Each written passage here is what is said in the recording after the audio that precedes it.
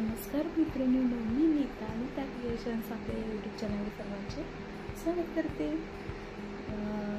तर आपल्या मागच्या व्हिडिओमध्ये भरपूर मैत्रिणींनी कमेंट केली आहे की आम्हाला 34 साईजचे ब्लाउज कटिंग दाखवा। तर मी आज तुम्हाला 34 साईजचे ब्लाउज कटिंग दाखवणार आहे। तर माझं एक म्हणणं आहे की आपण आपल्यापैकी भरपूर मैत्रिणींनी शिवण क्लास केलेले असतात। तर असं असताना भरपूर जणांनी वेगवेगळ्या ठिकाणी शिवण क्लास केलेले असतात, पण त्या ठिकाणी सर्वांना असं म्हणजे डायरेक्टली कापडावर कटिंग करणं हे कोणीही शिकवत नाही। आधी ते डायग्राम वगैरे बनवून बुकमध्ये ते शिकवतात, ते झाला थिअरीचा पार्ट, आणि मग पेपरवर कटिंग वगैरे करायला शिकवतात। आणि पेपरवर कटिंग करून मग वेगवेगळ्या प्रकारचे 28 साईजपासून ते 48 साईजपर्यंत असे पेपर कटिंग सगळ्यांना दिले जातात किंवा स्वतःहून काढायला सांगतात आणि मग ते सांभाळून ठेवायला सांगतात। मग तो झाला तसा एक म्हणजे आपल्याला दुसऱ्याने जेवण बनवून दिलं आणि ते आपण गरम करून फक्त खाल्लं, हा असा विषय झाला।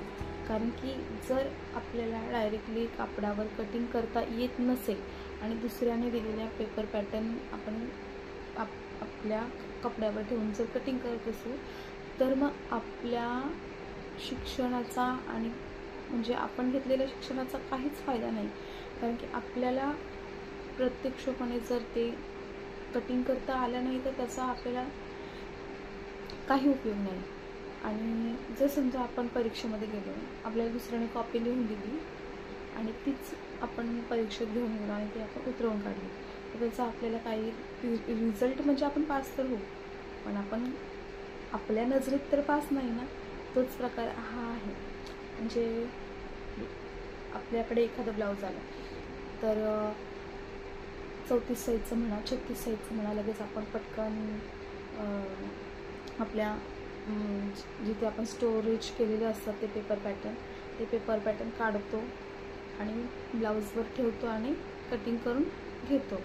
हे झालं आपल्याला दुसऱ्याने पुरवणी दिली आणि ती पुरवणी आपण आपल्याजवळ ठेवली, हा विषय झाला।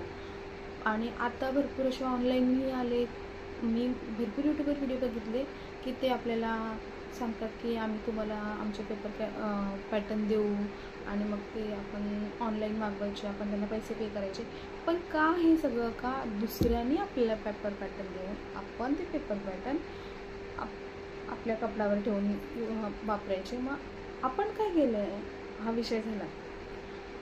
मीही सुरुवातीला जेव्हा क्लास केले होते ना, म्हणजे मी कितवीला असताना 10वीची जशी एक्झाम झाली, 10वीची एक्झाम झाली, सुट्ट्या लागल्या आणि मग घरी बसून काय करायचं, तर मग आम्ही दोघी मैत्रिणींनी ठरवलं की आपल्या जवळपास शिवण क्लास आहे, आपण तिथे जाऊन शिवण क्लास करूया। आणि शिवण क्लास जॉईन केला। पहिल्या दिवशी केलो आम्हाला फक्त सुईमध्ये धागा ओवायचा आणि नॉर्मल कपड्यावर शिलाई करायची कशी ते शिकवलं। आणि म्हणजे एका तासाचा क्लास, फक्त एका तासाच्या क्लासमध्ये आम्ही अर्धा तास फक्त ते सुई कशी ओवायची आणि अर्धा तास पॅन्डल मारायची प्रॅक्टिस करायची, असं आम्ही पहिल्या दिवशी शिकलो। आणि पहिल्या दिवशी ते झालं। दुसऱ्या दिवशी परत आम्हाला आय करायला शिकवलं, धाग्याने आय करायला शिकवले आणि माप लिहून घ्यायला सांगितलं। माप म्हणजे ती 28 ते 48 ह्या मापानुसार आपल्याला छातीचा दुसरा भाग, तिसरा भाग, चौथा भाग, 8वा भाग अशी माप लिहून घ्यायला सांगितलं। दुसरा दिवस तो झाला।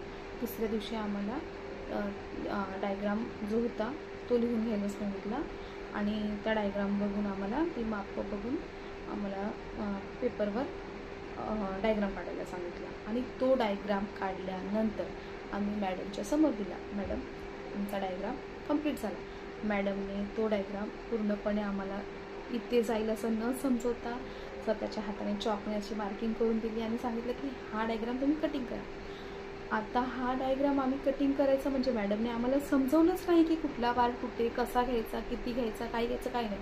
आम्ही त्या बुकमध्ये डायग्राम बघून तो डायग्राम मापत अशी आखली, तेव्हा हेही कळत नव्हतं की हा पार्ट कुठे लागणार आहे आणि हा गळ्याचा पार्ट आहे की हा मार्जिनचा पार्ट आहे, हा शोल्डर आहे, मुंढा आहे, काही कळत नव्हते। फक्त मॅडमने सांगितलं की तुम्ही असं हे तुम्ही हा डायग्राम काढला, त्याच्यावर मी ज्या साईडला चॉकने मार्क केलं आहे ती साईड कट करून घ्या.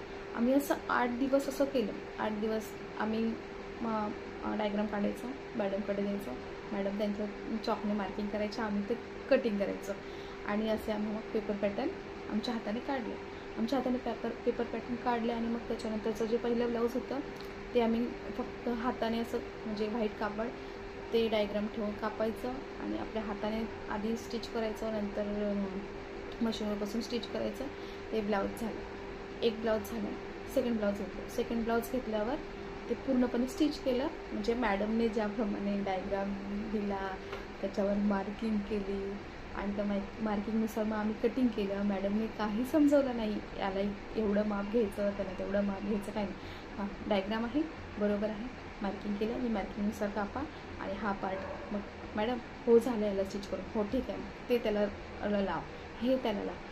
ही पद्धत झाली. ह्या पद्धतीने ब्लाऊज शिवलं गेलं. ब्लाऊज कंप्लीट झालं आणि ब्लाऊज कंप्लीट झाल्यानंतर तो ब्लाऊज कंप्लीट झालेल्याचा आनंद तर भरपूर होता मला. आनंद भरपूर होता. क्लास सुटला, घरी गेलो. घरी गेल्यानंतर मम्मीला दाखवलं. मम्मी ब्लाऊज कंप्लीट केला आणि ते ब्लाऊज होतं मग सर्वात आधी म्हणजे मम्मीचं ब्लाऊज.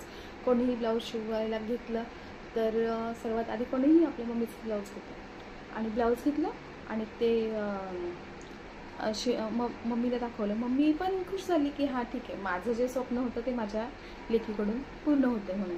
मम्मी पण खुश झाली. आणि मी सगळ्यांना, आता 10वी नंतर आपण अलर्टच असतो, तर शेजारी जेवढे जण होते मी सगळ्यांना दाखवलं. आजी मी ब्लाऊज शिवला, मावशी मी ब्लाऊज शिवलं, काकी मी ब्लाऊज शिवलं, सगळ्यांना दाखवलं. सगळेजण खुश की हां छान ब्लाऊज शिवलं, छान झालेलं, व्यवस्थित झालेलं. आणि मग नंतर आम्ही दुसऱ्या दिवशी जेव्हा मी क्लासला गेले ना तेव्हा त्या क्लासच्या शेजारी एक काकी राहत होत्या. तर मी त्या काकी माझ्या बऱ्यापैकी ओळखीच्या होत्या.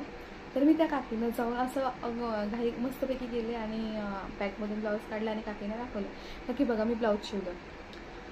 त्या काकीने जे मला शब्द बोलले ना ते शब्द म्हणजे माझ्या आत्तापर्यंतच्या जर्नीला मोटिवेट करण्यासाठी फक्त ते शब्द मला पुरेसे आहेत. त्या काकी मला बोलल्या की तू काय केलंस याच्यात, तू काय केलंस, स्वयंपाक दुसऱ्याने केला, तू फक्त ते गरम करून. त्या काकीने जे शब्द बोललेत ना ते शब्द मला पूर्ण माझ्या जर्नीसाठी मोटिवेट करणारे आहेत. आणि म्हणजे त्या काकीने मला असं सांगितलं की तुला पेपर पॅटर्न दिलं आहे, तू त्याच्यावर ते पेपर पॅटर्न तू कापडावर ठेवून कटिंग करतेस आणि तू त्याप्रमाणे शिवतेस. ज्या दिवशी तू स्वतःच्या बुद्धीने स्वतःची मापं काढून स्वतःची मापं वापरून तू ब्लाऊज कटिंग करशील आणि स्वतःच्या बुद्धीने शिवशील त्या दिवशी मला दाखवायला ये. तेव्हापासून तो शब्द माझ्या माइंडमध्ये फिट झाला. तरीही मी महिनाभर क्लासला गेले. मी क्लासला जायचे, मग मी ब्लाऊज मापासाठी ब्लाऊज घेऊन गेले. म्हणजे मी त्या क्लासमध्ये त्या महिन्याभरामध्ये फक्त 3 ब्लाऊज शिवले असणार. एक ते पहिलं पांढऱ्या कलरचं ब्लाऊज, दुसरं मी मम्मीचं ब्लाऊज आणि तिसरं पण मम्मीचंच होतं. असं मी 3 ब्लाऊज शिवले. तर आम्ही क्लासमध्ये जायचो. पहिल्या दिवशी आम्हाला त्याच्यानंतर मग ते ब्लाऊज शिवलं गेलं. मग त्याच्यानंतर परत ते माप आखण्यासाठी ते डायग्राम आधी वहीमध्ये काढायचे, दुसऱ्या दिवशी ते डायग्राम पेपरवर काढायचे, तिसऱ्या दिवशी मग ते कापड ते पॅटर्न कटिंग करून घ्यायचे, मग ते कापडावर कापायचे. मग ते चौथ्या दिवशी मग ते हाताने शिवायचे. मग 5व्या दिवशी ते मशीनवर बसून थोडे शिवायचे. आणि ते त्या दरम्यान आम्हाला पूर्णपणे डोक्यात जाण्यासारखं समजवण्यात आलं नाही. आणि असं भरपूर ठिकाणी असतं, भरपूर जणी क्लास करतात पण नंतर ते त्यांना समजण्यासारखं नसतं म्हणून ते सगळं विसरून जातात. पण नाही, मी मग त्याच्यानंतर सुरुवात केली की मी माझं म्हणजे मी चुकत गेले. असं नाही की मी पहिल्यांदाच खूप म्हणजे अगदी प्रॉपर शिवायला गेले. चुकत जातं, चुकतच माणूस शिकतं. प्रॅक्टिस मेक अ परफेक्ट हे लक्षात ठेवून म्हणजे मी ब्लाऊज शिवलेलं ना तिसऱ्यांदा ते मी पूर्ण उसवलं. त्याची कुठे किती मापं आली आहेत, कशी मापं आली आहेत ते पूर्ण चेक केलं आणि मग त्याच मापानुसार मी डायरेक्टली कापडावर पेपर पॅटर्न न ठेवता कटिंग केलं. तर थोडंफार ब्लाऊज चुकलं, पण मला तेव्हापासून प्रेरणा मिळाली की मी आता अशाच प्रकारे कटिंग करणार आहे. तर मग मी त्याप्रमाणेच कटिंग करत गेली.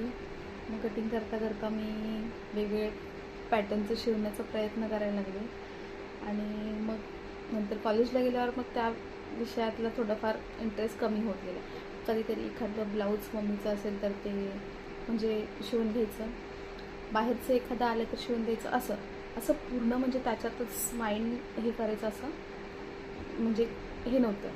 मग नंतर 11वी 12वी झालं आणि फर्स्ट इयरला ॲडमिशन जेव्हा घेतलं ना, तेव्हा कॉलेजमध्येच डिग्री विथ फॅशन डिझायनिंग असं एक आम्हाला ऑप्शन आलं. तर मग मी बी एला ॲडमिशन घेतलेलं. मग BA विथ फॅशन डिझायनिंग असं आलं. तर मी फॅशन डिझायनिंगमध्ये ॲडमिशन घेतलं. तर आपण मिडल क्लास लोक फॅशन डिझायनिंगमध्ये ॲडमिशन घेतलं. आम्हाला ते आधी थिअरीनुसार शिकवायला लागले. मग छोटे छोटे पेपर पॅटर्न कट करावे लागायचे आणि मग त्याच्यामध्येच ते महागडे कलर, महागडे सर्व वस्तू भरपूर अशा महागडे येऊ लागल्या. मग नाही, ते आपल्या बजेटमध्ये बसणारं नाही असं म्हणून मग त्याच्यातला इंटरेस्ट थोडा कमी होत गेला आणि मग त्या दरम्यानच फर्स्ट इयरला माझं लग्न झालं. मग लग्न झालं आणि मिस्टर नोकरीवाले म्हणजे पोलीस. तर मग कसला विषय येतो की मी माझा बिझनेस करावा, मी काहीतरी म्हणजे माझं स्वतःचं करावा, हा असला विचार डोक्यात नाही. मशीन मग मी लग्न झाल्यावर तरी माझ्या मम्मीने माझ्यासोबत माझी मशीन दिली. मी मशीन घरी घेऊन गेले. माझ्या घरी आम्ही म्हणजे दोघंच, आम्ही मिस्टर गावावरून मुंबईला भरती झालेले, म्हणजे भरती झाल्यानंतर इथे मिस्टर शिफ्ट झालेले, तर आम्ही दोघंच होतो राहायला. मग मशीन दिली. मग मी आता नंतर मग साडी नेसावी लागायला लागली. मग साडी नेसायची म्हणजे स्वतःचा ब्लाऊज मला आठवते ना आत्तापर्यंत मी लग्न झाल्यापासून आणि लग्नाच्या आधी पण मी फक्त एक फर्स्ट प्रेग्नन्सीच्या वेळेसच फक्त मी ब्लाऊज माझे स्वतःचे मी बाहेर शिवले फक्त बस. त्याच्यानंतर मी डिलेवरी झाल्यानंतर 1 महिन्याने जे ब्लाऊज शिवायला लागले ते आतापर्यंत स्टॉप झालेले नाही आहे. तर मग मी ब्लाऊज मशीन मम्मीने माझ्यासोबतच दिली. मम्मीने मशीन सोबत दिल्यावर मी हळूहळू मग माझे ब्लाऊज शिवायला लागले. मग शेजारी पण विचारायची की तू ब्लाऊज शिवते का, हो. तर सगळ्यांना असं माहिती पडत गेलं. मग मी ब्लाऊज घेत गेले आणि चुकता मी अजूनही चुकते, असं नाही मी अगदी परफेक्टच आहे असं नाही. चुकता ब्लाऊज बघू शकता, हे मी माझे स्वतःचे शिवलेले ब्लाऊज आहेत. आणि वेगवेगळ्या प्रकारचे म्हणजे गळे वगैरे सगळे तयार करून मी आता स्वतःही घालते आणि पूर्ण आमच्या जेवढे आहेत कॉलनीमध्ये माझ्याकडे येणारे सगळ्यांचे मी ब्लाऊज शिवते. तर मग अशा प्रकारे माझी जर्नी सुरू झाली. आणि मग नंतर मग आम्ही तिथे रेंटवर राहत होतो. मग तिथून आमच्या इथे पोलीस क्वार्टर्समध्ये शिफ्ट झालं. मशीनही माझ्यासोबत इथे आणली. आणि मग नंतर कसं ना मुलं झाली की भरपूर असे लोन्स काढण्यात आले गावी घर बांधण्यासाठी. गावी काही अगदी व्यवस्थित म्हणजे नोकरी लागलं म्हणजे सगळ्यांची तीच हे असते की नोकरीला लागला आहे, आता गावी हे केलं पाहिजे, ते केलं पाहिजे, सगळं काही अपेक्षा असतात आणि त्या अपेक्षा पूर्ण केल्याच पाहिजे. त्या अपेक्षांपासून आपण मागे हटायला नको, अपेक्षा पूर्ण केल्या पाहिजे. आणि आपल्या साथीदारांनी जर त्या अपेक्षा पूर्ण करायची ठरवल्या त्यांना साथ देणं ही आपलं कर्तव्य असतं. आपण त्याला मागे खिचू नाही कोणत्या पद्धतीला, पुढे जाण्यात आपणही त्याच्या मागे चालायला सुरुवात करायची. तर मग झालं, मग असं लोन काढण्यात आले. मग खर्च झाला आणि मग मुलगा झाला. मुलाचं म्हणजे खर्च वाढायला लागले. मग पैशांची चणचण भासायला लागली की माणूस मग सुरू होतं संसार. आणि भरपूर अशा असतील गृहिणी की ज्यांना संसाराला हातभार लावावंसं वाटतं, पण आपल्याला जमेल की नाही जमेल की नाही जमेल त्या विषयावर ते हे होतं, स्टॉप होतं. पण ते स्टॉप व्हायचं नाही, जिथे स्टॉप झाला तिथे संपला म्हणून प्रयत्न करत राहायचे. तर मग मी सुरुवात केली. मग मी आधी बाहेरचे ब्लाऊज घेत होती, पण जास्त जणांना माहिती नव्हतं. मी ब्लाऊज शिवायला कशी सुरुवात केली.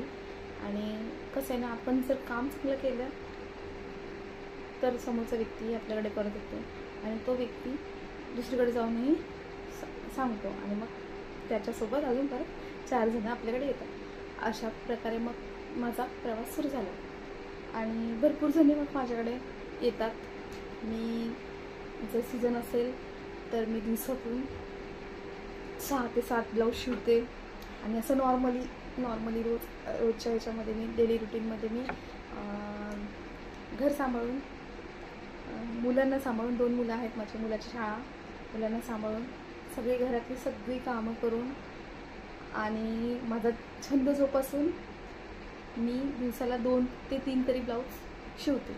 2 ते 3 ब्लाऊज शिवते किंवा ड्रेस असतील, जे काही असेल ते मी करण्याचा रोजच्या रोज प्रयत्न करत असते. कारण की जर आपलं माइंड बिझी असेल ना तर आपल्याला बाकीच्या विनाकारण ज्या असतात ना गोष्टी, त्या गोष्टींकडे आपले लक्ष जात नाही. म्हणजे कसं, आता लेडीज म्हटलं की गॉसिप आहे, गॉसिप करण्यामध्ये आणि बाहेर काय चाललं आहे बाहेरच्या आपल्याला काहीही नाही ना. आपला विषय आपल्या म्हणजे आपल्या सक्सेसवर फोकस केलं पाहिजे. आपण सक्सेस व्हायचं, आपल्याला चांगल्या मार्गावर जायचं, आपल्याला सक्सेस व्हायचं आहे, याकडे आपण लक्ष दिलं पाहिजे. नाहीतर मग आपण आजूबाजूला काय चाललं आहे काय नाही याच्याकडे लक्ष दिलं ना की आपलं मानसिक संतुलन खराब होतं. तर असंच मी मैत्रीमध्ये केली होती, तर त्या मैत्रीमध्ये एकदा गेले की मग संपलं माणूस असं आहे. म्हणून मैत्रीच्या जागेवर ठेवायची आणि कामाच्या जागेवर ठेवायचं. तर अशा प्रकारे मी हे केलं आणि मग नंतर माझ्याकडे ब्लाऊज येतात. मी म्हणजे आता माझं बिझनेस भरपूर व्यवस्थित चालू आहे. मी असं रिकामी बसलेली नसते कधीच. मी आज फ्री आहे, आज निवांत बसते, असा वेळच माझ्याकडे नाही आहे आणि तो वेळ माझ्याकडे रिकामा वेळ नाही आहे. मी निवांत बसू शकत नाही, ही देवाची कृपा माझ्यावर आणि कला म्हणजे ती सरस्वतीच म्हणाली, ती माझ्या अंगी आहे. ह्याच्यात मी देवाचे आभार मानते. आणि असंच तुम्हीही बिझी राहा लाईफमध्ये. बिझी राहणं हा सगळ्यात मोठं प्रॉफिट हे आपल्यासाठी आहे, आपल्या स्वतःसाठीच हे प्रॉफिट आहे. तर माझा आता तेच विषय आहे की तुम्ही स्वतःला बिझी ठेवा, स्वतःला कोणत्याही छंदामध्ये गुंतवून घ्या. छंद म्हणजे फक्त हाच नाही की म्हणजे शिवणकामच नाही, भरपूर असे आहेत, भरपूर छंद आहेत, ते जोपासा, त्याच्यामध्ये बिझी राहा आणि आपलं संतुलन असं व्यवस्थित छान मस्तपैकी ठेवा. कामात बिझी राहिले की माणसाला कोणत्याही गोष्टी रिकाम्या डोक्यात येत नाहीत आणि काम केलं ना, काम केल्याच्या आनंदाने मस्त झोप फक्त आपल्या 3-4 तासाची जरी असली ना तरी छान झोप येते आणि आरोग्यही चांगलं राहतं. तर मी तुम्हाला आज भरपूर अशा मैत्रिणी असतात आणि आहेत, आता तुम्ही मला बघतही असतील, तर मी त्या सर्वांसाठी सांगते की शिवणकाम सुरू करणं हे काही अवघड नाही आहे. आता तुम्ही यूट्यूबवर जा, कोणत्याही एका व्यक्तीला तुम्ही सबस्क्राईब करा. मलाच असं नाही म्हणत आहे, मी भरपूर आहेत असे भरपूर चॅनल आहेत. कोणत्याही एका व्यक्तीला तुम्ही सबस्क्राईब करा आणि ज्याप्रमाणे आपण रोज शाळेत जातो, क्लासला जातो, कॉलेजला जातो, त्याप्रमाणे त्या यूट्यूबवरचा व्हिडिओ तुम्ही ओपन करा आणि त्या व्हिडिओला अगदी अभ्यास केल्यासारखं तुम्ही बघा आणि त्याप्रमाणे तुम्ही तुमच्या शिवणकामाला सुरुवात करा. तुम्ही आधी स्वतःचे ब्लाऊज शिवून बघा. स्वतःचे ब्लाऊज शिवता तुम्ही स्वतःचे ब्लाऊज शिवून जर चांगले घातले, समजा मी आता हे ब्लाऊज घातले, हे ब्लाऊज घालून मी बाहेर गेले, तर मला लोक काय विचारतात, वा ताईची ब्लाऊज छान आहे, कुठून शिवलं? तर तुम्ही सांगाल मी स्वतः शिवलं. तुम्ही स्वतः शिवलं, मग ज्यांनी तुम्हाला विचारलं आहे ते नक्कीच तुम्हाला सांगतील की मी माझं ब्लाऊज तुला आणून देते, मग तू माझं ब्लाऊज शिवून दे. आणि ते ब्लाऊज शिवल्यानंतर मग त्यांनी घातल्यावर मग त्यांना विचारतील. अशा प्रकारे आपली जर्नी सुरू होते. तर तुम्ही आधी स्वतःचे ब्लाऊज तुम्ही यूट्यूबवर बघा. तुम्हाला बाहेर जाण्याची गरज नाही आणि कुठेही पैसा खर्च करण्याची गरज नाही. तर तुम्ही सुरुवातीला अगदी अभ्यास केल्यासारखं, असं नाही टाईमपास म्हणून मी आज स्क्रोल केला, आज मला हे चॅनल दिसलं, आज मी परत स्क्रोल केलं, परत दुसरं चॅनल दिसलं आणि मग मी त्याच्यावरची व्हिडिओ बघितली. मग ते कसं नाही, इकडचा तांदूळ तिकडचा तांदूळ आणि खिचडी केली की मग तो कच्चा भात येतो, असा प्रकार नाही.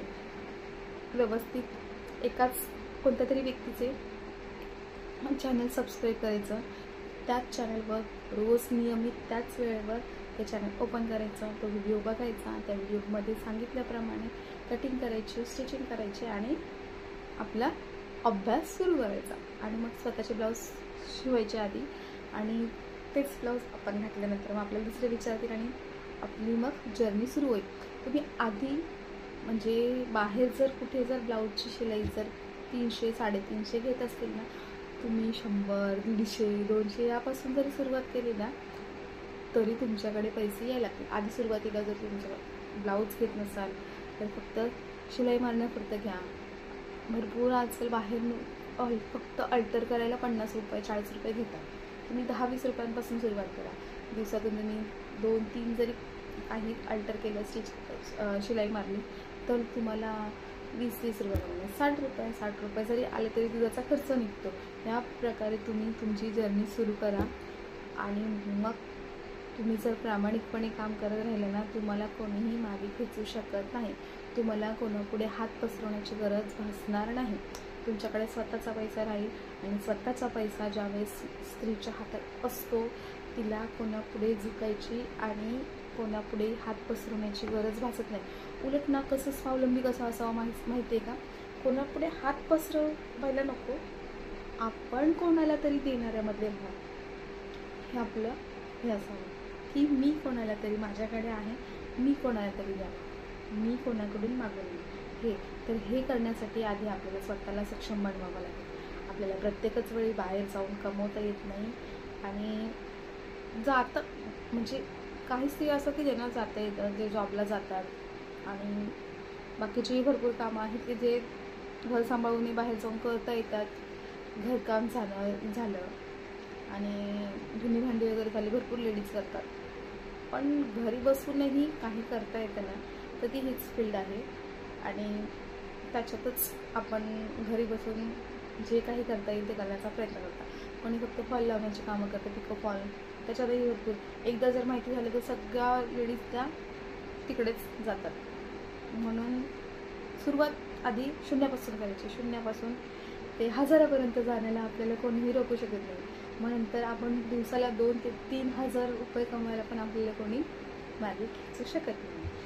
तर अशा प्रकारे जशा प्रकारे मी सुरुवात केली तशी तुम्हीही सुरुवात करा आणि तुम्हीही तुमचा म्हणजे तुम्हीही शिवण क्लास केला असेल, तुम्हीही तुमची वही असेल एखादी, तुमची कैची, तुमचा टेप, तुमचं शिवणकामाचं साहित्य असं गुंडाळून कुठेही एका साईडला ठेवलं असेल तर ते काढा, विकून काढा, त्याला व्यवस्थित बघा आणि लगेचच सुरुवात करा आणि तुमच्या लाईफमध्ये तुम्ही सक्सेस व्हा. चला बाय बाय, थँक्यू. आपण आता ब्लाऊज कटिंगला सुरुवात करूया. पडपड झाली आज. चला तर आपण आता 34 साईज कटोरी ब्लाऊज बघूया. आपल्या ब्लाऊजची उंची आहे 14, छाती आहे 34, कमरघेर आहे 30, शोल्डर 5.5, मुंढा 6, पुढील गळा 6.5, मागचा गळा 10.5, बाही उंची 9.5, दंडघेर 10. ही झाली आपली बेसिक मापं. आता आपण याच्यात काय कशात किती ॲड करून आपल्याला मापं घ्यायचे असतात ते बघूया. आपल्याला पूर्ण उंची त्याच्यात अधिक 1 इंच म्हणजे जर 14 असेल पूर्ण उंची त्याच्यात 1 इंच ॲड करून आपल्याला पूर्ण उंची ही 15 घ्यायची असते. म्हणजे आपल्याला याच्यात 15 हे माप घ्यायचं. छाती आहे आपली 34, 34चा चौथा भाग म्हणजे 8.5 हे आपले महत्त्वाचं माप आहे. याच्यात 8.5 अधिक 2 इंच म्हणजे आपलं माप येणार 10.5. कमरघेर आहे आपली 30, 30चा चौथा भाग म्हणजे 7.5. 7.5 अधिक 1 इंच टक्स आणि 2 इंच मार्जिन म्हणजे 10.5. शोल्डर 5.5 जसा आहे तसंच घ्यायचं. मुंढा आहे 6 जसा आहे तसंच घ्यायचं. पुढील गळा मागचा गळा जसा आहे तसंच घ्यायचं. मग आली बाही उंची अधिक 1 इंच, बाही उंची अधिक 1 इंच. दंडघेर आहे 10, दंडघेर 10 आहे म्हणजे दंडघेरचा आपल्याला अर्धा करून घ्यावा लागतं. दंडगेरचा म्हणजे दुसरा भाग, म्हणजेच 5 येईल. 5 अधिक 2 इंच मार्जिन म्हणजे दंडगेर येईल आपलं 7. ही झाली आपली 34 साईज कटोरीची माप. आपण आता ब्लाऊजच्या कटिंगला सुरुवात करूया. आता ब्लाऊजची कटिंग करूया. टेप, कैची आणि आपली स्केल. आता आपण सुरुवात करूया. चला. एकदा मापांवरून नजर फिरवून घ्यायची.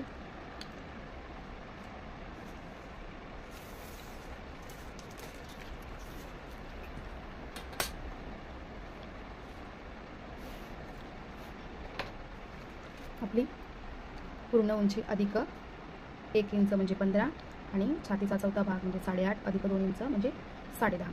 आपल्याला आता 15 आणि 10.5चा असा आयत तयार करून घ्यायचा. तर आपण किती आधी बघूया. तर 10.5 तशी मार्किंग करूया.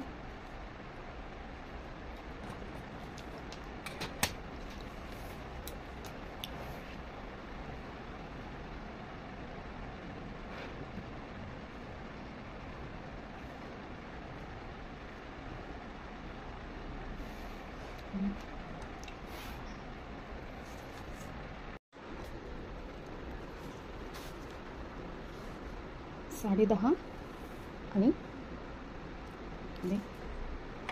पट्टीने खालच्या साईडला अशी सरळरेष आपण घेऊया. मग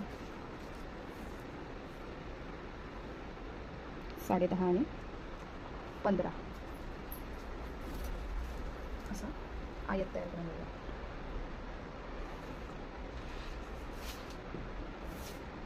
पंधरा आणि 10.5. आता आपला शोल्डर आहे आपला 5.5. मुंडा आहे आपला 6.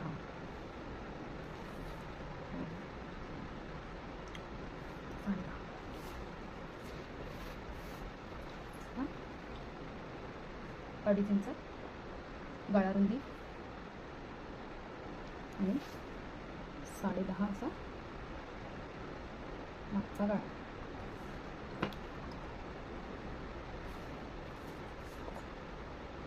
आपला बॅक पार्ट आहे. बॅक पार्टला आपण मुंड्याचा आकार देताना 1.5 इंच क्रॉस रेषा देतो. 1.5 इंच इथे अशी 1.5 इंच अशा प्रकारे.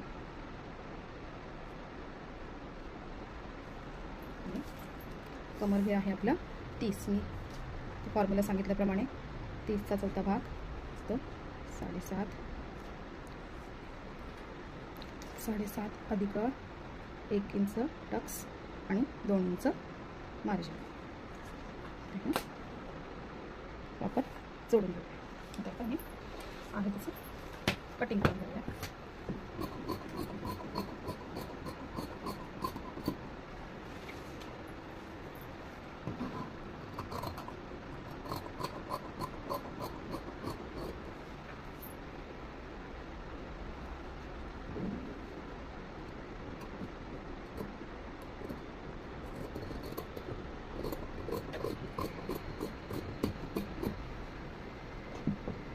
झाला आपला बॅक पार्ट तयार. आता आपण पुढच्या भागाची याच्यावरूनच कटिंग करून घेऊया.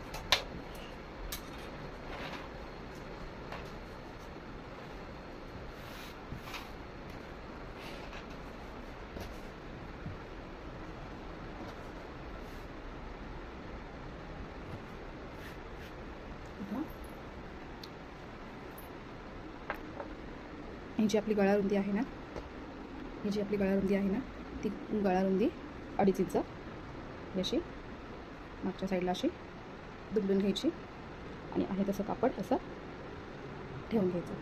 हे कापड असं ठेवल्यानंतर आपण जी आहे तशी मार्किंग करून घेऊया. अशा प्रकारे आहे तशी मार्किंग करून घेऊया.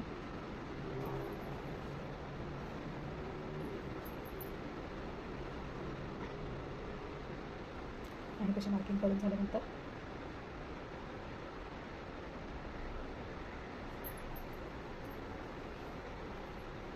आणि तशी मार्किंग करून झाल्यानंतर आपल्याला मुंड्याच्या साईडने आतमध्ये अर्धा इंच घेऊन पुढच्या साईडचा मुंड्याचा आकार देऊन घ्यायचा. दिसो हा मुंड्याचा आकार आपण पुढच्या साईडला देऊन घेतला. आपला पुढचा गळा आहे किती 6.5. गळा आहे 6.5. इथून आपण आपली योगपट्टी याच्यातून निघणार नाही आहे, आपण योगपट्टी वेगळी काढणार आहोत. म्हणून योगपट्टीमधून अर्धा इंच कमी करून आपण खालच्या साईडने कट करून घेऊया. ही योगपट्टी 3 आणि 2.5 किंवा 3.5 आणि 3 या प्रकारची असते.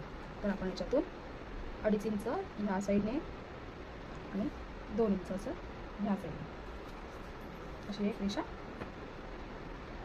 आखून घेऊया.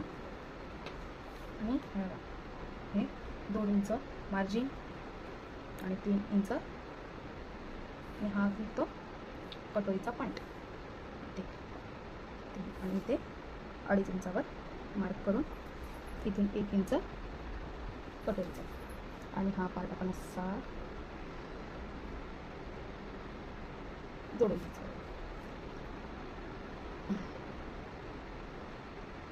असा आकार देऊन घ्यायचा. हा झाला आपला साईड पार्ट. आपण साईड पार्ट कटिंग करून घेऊया.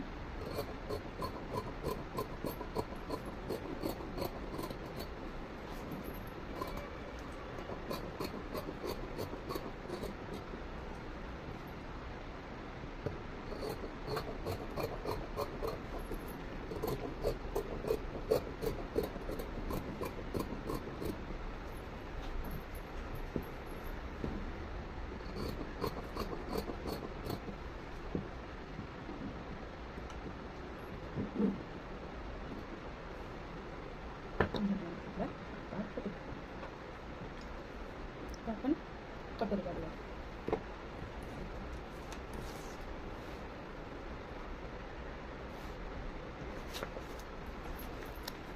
कटोरी काढताना आपले महत्त्वाचे माप आहे 8.5. आपल्याला 8.5 इंचाचा चौकोन तयार करून घ्यायचा आहे. चौकोन इथे बघू शकता.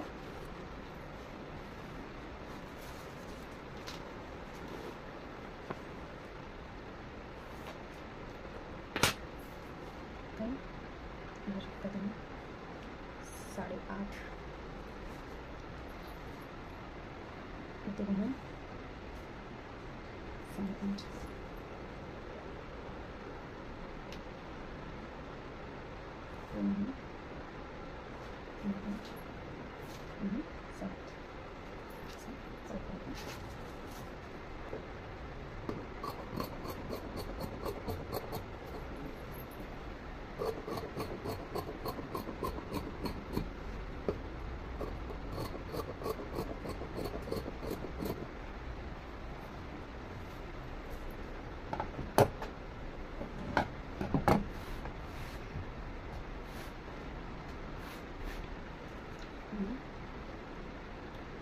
A, B, C आणि D.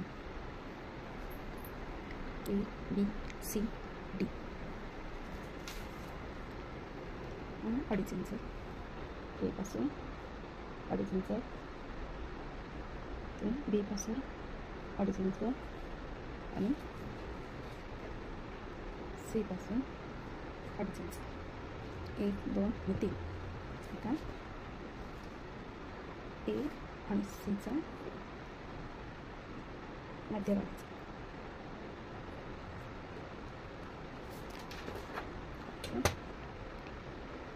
अशा प्रकारे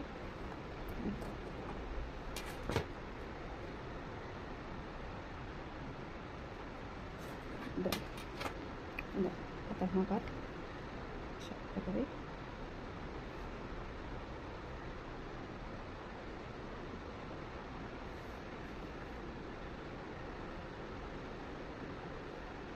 तुम्हाला जर असा आकार देता जमत नसेल साईड पार्ट घ्यायचा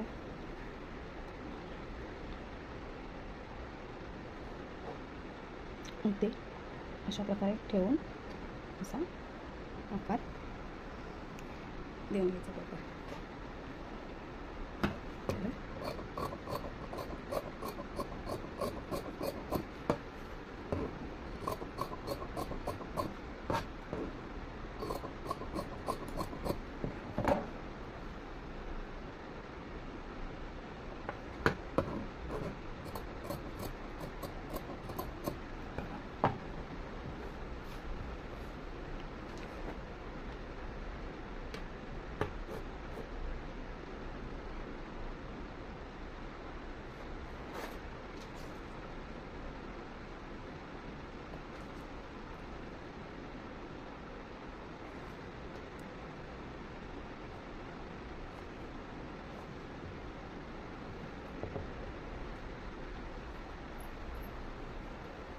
त्यानंतर